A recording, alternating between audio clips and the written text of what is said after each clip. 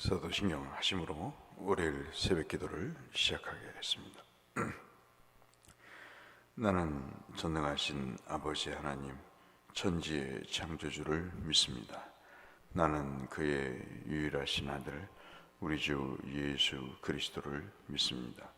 그는 성령으로 잉태되어 동정녀 마리아에게서 나시고 본디오 빌라도에게 고난을 받아 십자가에 못 박혀 죽으시고 장사된 지 사흘 만에 죽은 자 가운데서 다시 살아나셨으며 하늘에 오르시어 전능하신 아버지 하나님 우편에 앉아 계시다가 거기로부터 살아있는 자와 죽은 자를 심판하러 오십니다. 나는 성령을 믿으며 거룩한 공교회와 성도의 교제와 죄를 용서받는 것과 몸의 부활과 영생을 믿습니다. 아멘. 찬송가 380장.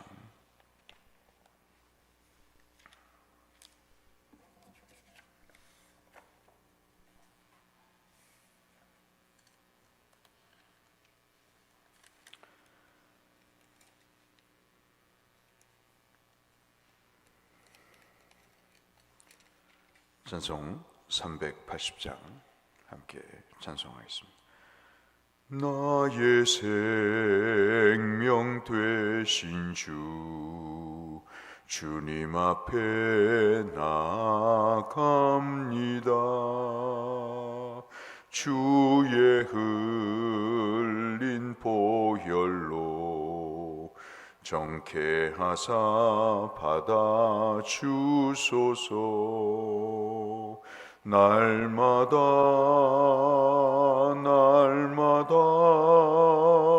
주를 찬송하겠네.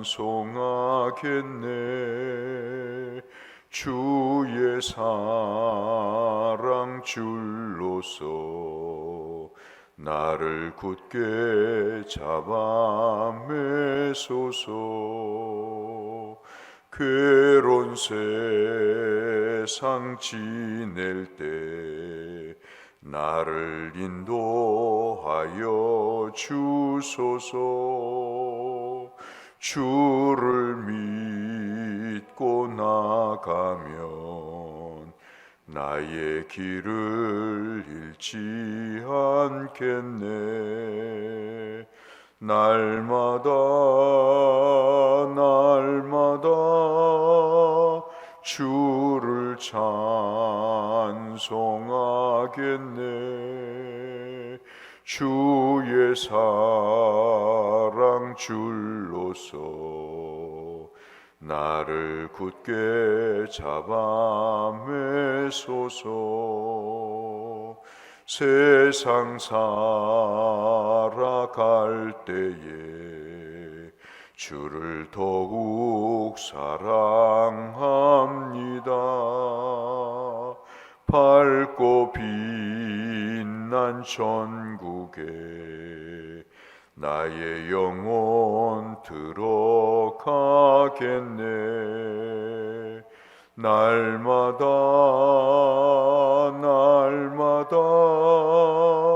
주를 찬송하겠네.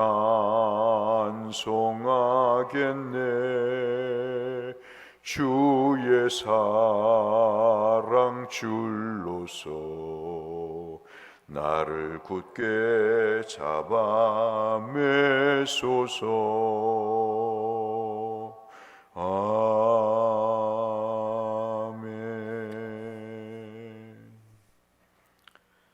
오늘은 호세아 11장 1절에서 11절까지의 말씀을 보겠습니다.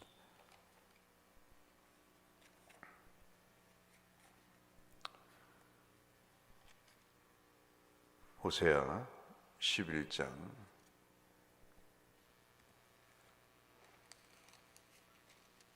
1절에서 11절 말씀까지. 구약성경 11쪽에 있는 1265쪽에 있는 호세아 11장 말씀을 한 절씩 교독하겠습니다. 이스라엘이 어렸을 때 내가 사랑하여 내 아들을 애굽에서 불러내거늘.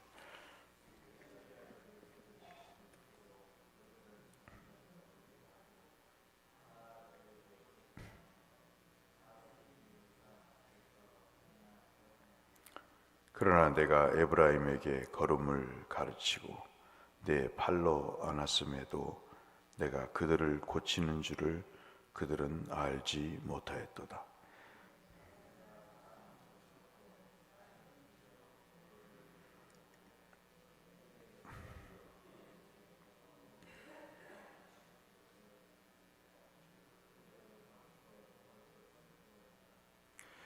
그들은 애굽 땅으로 되돌아가지 못하겠거늘 내게 돌아오기를 싫어하니 아수르 사람이 그 임금이 될 것이라.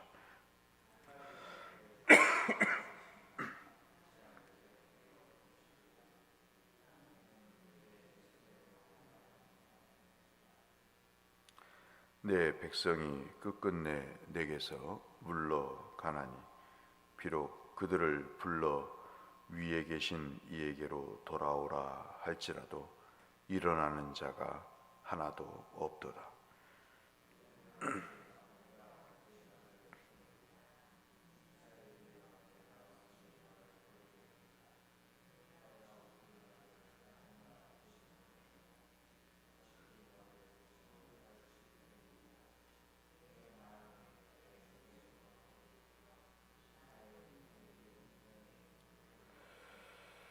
내가 나의 맹렬한 진노를 나타내지 아니하며 내가 다시는 에브라임을 멸하지 아니하리니 이는 내가 하나님이요 사람이 아니라 내 가운데 있는 거룩한 이니 진노함으로 내게 임하지 아니하리라.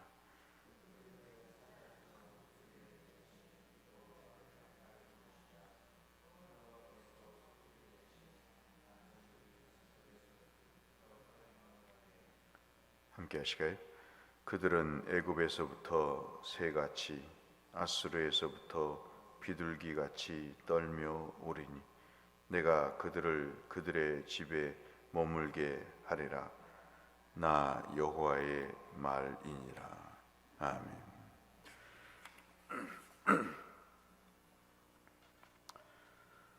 호세아서는 우리 모두가 아시는 바대로 하나님과 이스라엘의 관계를 여러 각도에서 말씀하시는 내용입니다. 우리가 11장을 읽기 전까지 이스라엘과 하나님과의 관계는 부부 관계로 우리가 규정을 하는 것을 알고 있습니다. 서로의 관계가 사랑에 기초한 것이다. 그런 말씀을 우리가 들었고, 그리고 이 부부 관계이기 때문에 서로의 신의가 중요하다 하는 것을 우리가 잘 알고 있습니다. 그러나 이것이 이제 무너졌을 때 관계는 깨지게 되고 결국은 그 사랑도 온데간데 없어지는 경우를 우리가 보게 되면서 불행한 일들이 만들어지게 되죠. 근데 오늘 11장에서 그 부부 관계를 더 이상 부부 관계로 설명하지가 않고 뭐라고 얘기하냐면 부모와 자녀의 관계로 이야기를 하고 있습니다. 이 일에 우리가 이제 주목할 필요가 있는데, 부부 관계에서 왜 갑자기 부모의 관계로 바뀌는가 하는 것입니다. 이것은 일방적인 사랑의 관계죠. 부부는 서로의 사랑을 확인해야 되지만 부모와 자녀의 관계는 일방적인 관계입니다. 그리고 이 부모가 자녀에게 일방적으로 사랑을 베풀고 그리고 일방적으로 사랑할 수밖에 없는 그런 관계임을 말씀을 하고 있습니다. 특별히 우리가 주목해야 될 내용은 1절부터 시작이 되는 이 애굽이라고 하는 것입니다. 우리가 성경을 읽을 때 잘 우리가 이해를 해야 할 필요가 있는 내용 중에 하나가, 애굽이 실제적인 이집트를 얘기하기도 하지만 하나님을 떠나서 의지했던 의지의 대상을 우리는 애굽이라고 그렇게 받아들여야 됩니다. 즉 다시 말씀드려서 1절부터 나오는 애굽에서 그들을 불러냈다 하는 내용은 그들이 하나님을 모르고 그리고 그들의 종이 되어서 애굽의 종이 되어서 살았던 그곳에서 그들을 건져냈다 하는 그런 이야기를 하고 있는 것입니다. 그리고 그들에게 무엇을 가르쳤는가? 3절 보시면 걸음을 가르쳤다 그래요. 걸음은 방향을 이야기합니다. 어느 방향으로 가느냐에 따라서 목적지가 달라지는 거죠. 그래서 애굽에서 출애굽한 이야기를 하시는 거죠. 그것은 바로 인생의 걸음을 알려주신 것이다 하는 것입니다. 사람이 나이가 먹든 덜 먹든 걸음을 잘못 걸어서 엄한 데로 가면 그 인생이 망가지는 거죠. 그래서 이 걸음을 가르쳤다는 이야기는 인생을 다시 가르쳤다는 이야기고, 걸음걸이를 가르쳤다는 이야기는 아주 미숙한 상황이다 하는 것을 의미를 합니다. 그러니까 걸음걸이를 가르쳤다는 것은 아직 이들이 어떤 길을 가야 될지를 모르는 그런 상황이라는 겁니다. 그만큼 육신적으로도 영적으로도 우리가 연약할 때 걸음마를 가르치지 않습니까?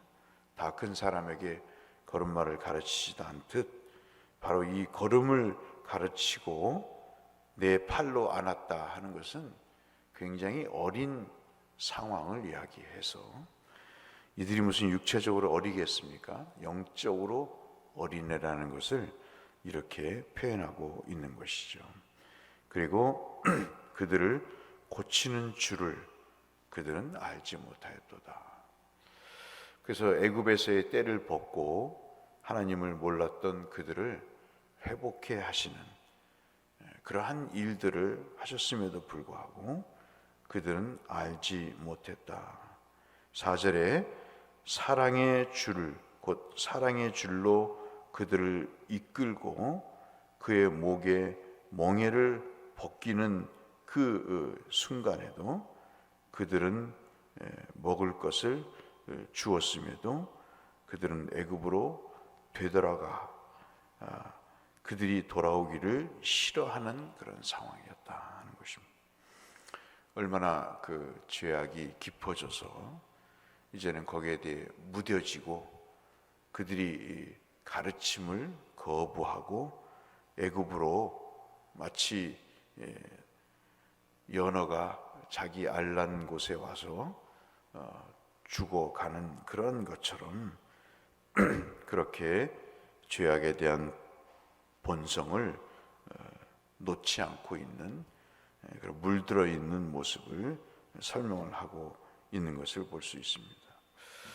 그래서 이들이 돌아오지 않는다는 것이 오늘의 핵심인데, 그런 상황에서 어떻게 할 것이냐, 여러분 잘 아시는 대로 이제 8절 말씀을 이야기하면서 그 유명한 말씀을 합니다.